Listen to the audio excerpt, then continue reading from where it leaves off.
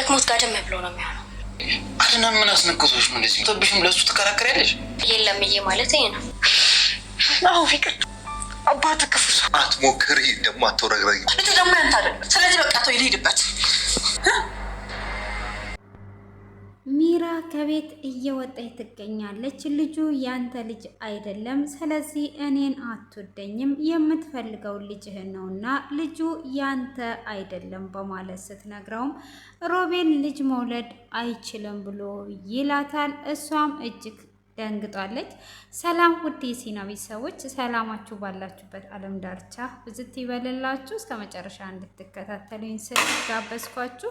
እንግዲህ ሚራ እንደነገርኳችሁ ከቤት እየወጣች ነው። ወዴት ነው የምትሄጁ? ከቤት እንድትወጪ በፍጹም አልፈቅድልሽም ብሎ ሲላት አይ አንተ እኔን ስለማትወደኝና ስለማታፈቅረኝ ከቤት መሄድ አለብኝ፣ ልጁም ያንተ አይደለም ብላ ትነግረዋለች። እሷም እንደዛ በምትለው ሰዓት እሱም ሮቤል ልጅ መውለድ አይችልም፣ ከዚህም በፊት ምርመራ አድርጓል ይላታል። እሷም እንግዲህ ራሷን ስታ ደንግጧለች።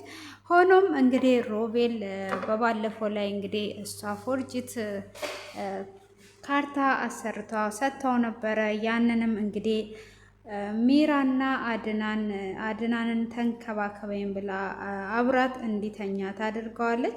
አለበለዛ መድኃኒቱን አሉጥም በማለት አብረው እንዲተኙ ረፍት እንዲያደርጉ ስታደርገው ሮቤልም ያይና ይህንን ነገር ሚራ ማየት አለባት ብሎ ይላል።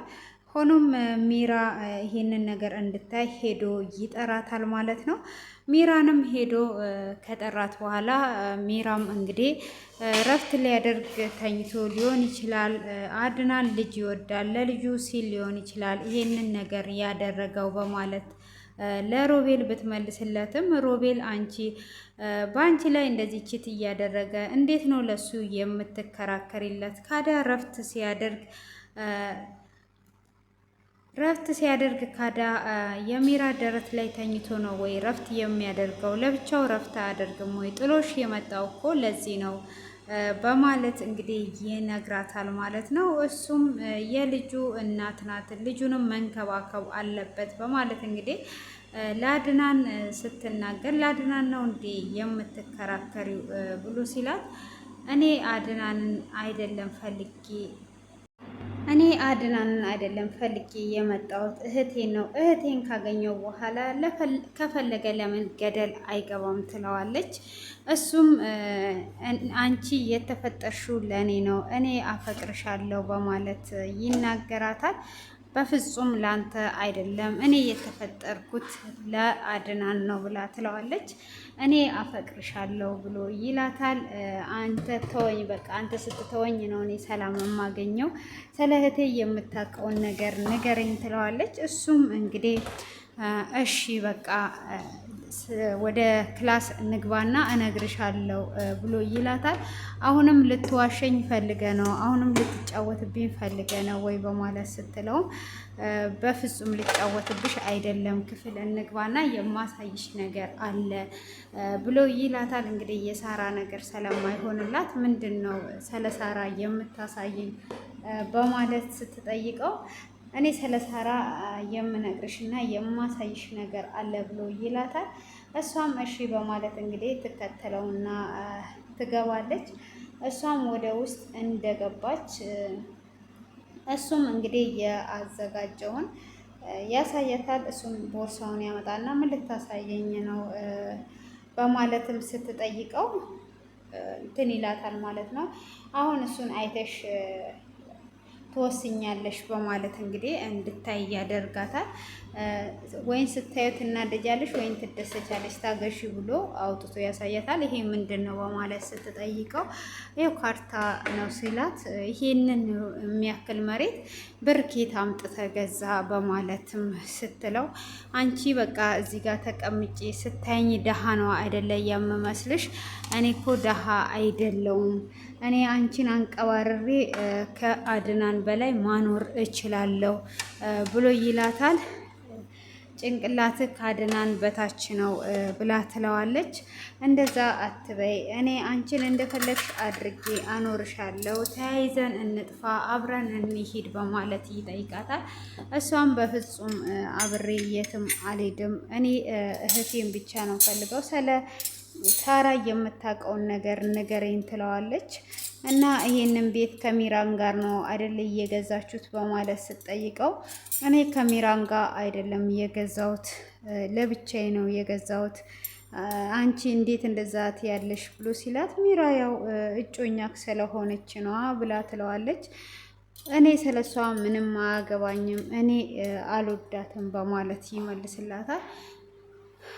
እሷም በዛኑ ሰዓት እውነት ሮቤል ተቀይሮ እውነቱን ነው እንዴ ይሄን ነገር እያለ ያለው በማለት ወደ ሀሳብ ውስጥ ስትገባ እሱም እያሰብሽ ነው ወይ በማለት ይጠይቃታል። ምንም የማስብበት ነገር አይደለም፣ የኔና ያንተ ነገር ምንም ነገር አይደለም፣ እኔ ከአንተ ጋር ገነት ከምገባ አንተ በሌለህበት ሲኦል ብገባ ይሻለኛል ብላ ትለዋለች። እሷም ጥላ ወደ ውስጥ ትገባለች። ወደ ውስጥም ስትገባ አድናን ተቀምጦ ነበረ።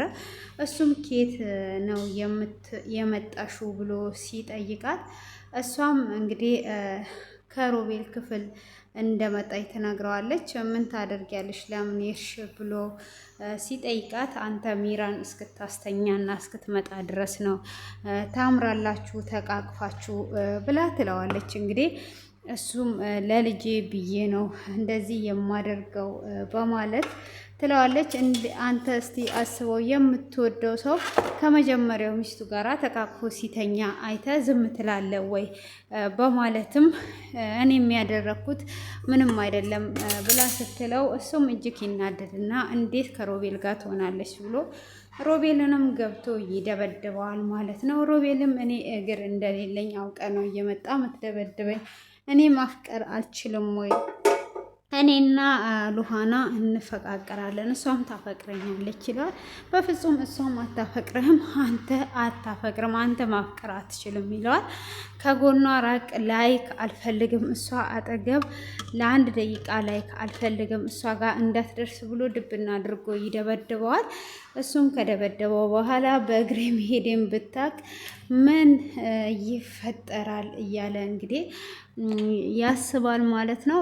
ሚራም ደግሞ እዚህ ጋር እንግዲህ አውቃ በልጁ የተነሳ ከሚራን ከሉዋና ለመለያየት እየጣረች ትገኛለች።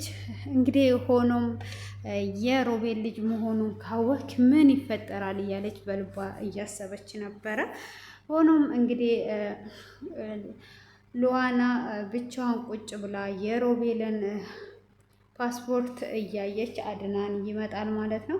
አድናንም ምንድን ነው እየደበቅሽኝ ያለሽ? እኔ ድብቅብቅ ነገር አልወድም ታውቂያለሽ ብሎ ሲላት ጊዜው ሲደርስ ነው ማሳይቅ፣ አሁን አላሳይህም ትለዋለች። እኔ አሁኑኑ ነው ማየት የምፈልገው፣ የደበቅሽኝ ነገር ምንድን ነው በማለት እንግዲህ ይጠይቃታል። እሷም በፍጹም አልናገርም ብትል ገፍትሯት ያያል ማለት ነው። እንግዲህ ያንንም ነገር ሲያየው ሆኖም እሱ የሮቤልና የሚራ ፓስፖርት ነው። እሱም እንዴት ነው ይሄ ነገር የሆነው? በዛ ላይ ደግሞ ትኬትም ተቆርጦ ነበረ። እጅግ ይናደድና እንግዲህ ሚራ ጋር ይዞ ሄዶ እንዴት ነው እንደዚህ የምታደርጊው? ጭራሽ ፓስፖርትም አውጥታችሁ ልትሄዱ ይሄን ያህል? እንደዛማ ከሆነ ቤቱንም በእኔ ላይ ይሸጡታል ብሎ እንግዲህ ሚራን ሲናገራት ሚራም አንተ ስራ ስለነበርክ እንዲሁ ገጠመኝ ነው ያወጣ ነው በማለት ካዲያ አውጥቻለሁ ብለሽ ለመናገርም ስራ ስለበዛብኝ ነው ወይ ብሎ ይጠይቃታል። እሷም አዎ ብላ ትለዋለች። ወይም ደግሞ ነግሬ ነበረም ትለዋለች። እንግዲህ ትኬቱስ ያንቺን ትኬት ግን አላገኘውም የሱን አግኝቻለሁ ብሎ ይላታል። ሚራም እንግዲህ ሉዋናም ትሄድና አድናን ያንተ ፓስፖርት እኔ ጋር ነበር አድናን ሰጥቼዋለሁ። አድናን እንግዲህ ሲቆጣ የምትመልሰውን ተዘጋጅበት ትለዋለች። ደግሞ ከሚራ ጋር ለመሄድ ትኬት ቆርጠ ሚራን አታለ ለራስ ብቻ ቆርጠ ነበር ጥላሃል ልትሄድ ነበር ብላ ትላለች። እሱን አዎ አንቺን ሳላፈቅርሽ በፊት ነበረ ያንን ነገር ያረኩት፣ አሁን ግን አንቺን ስለማፈቅርሽ አብረን እንሂድ በማለትም እያላት ይገኛል።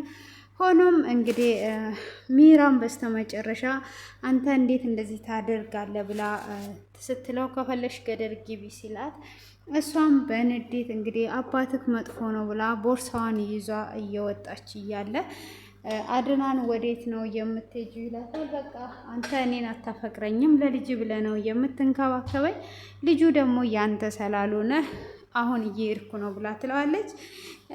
ልጁ የራሴ ነው፣ ሮቤል መውለድ አይችልም ይላታል። እንግዲህ የሮቤልና የእሷን ግንኙነት አውቋል።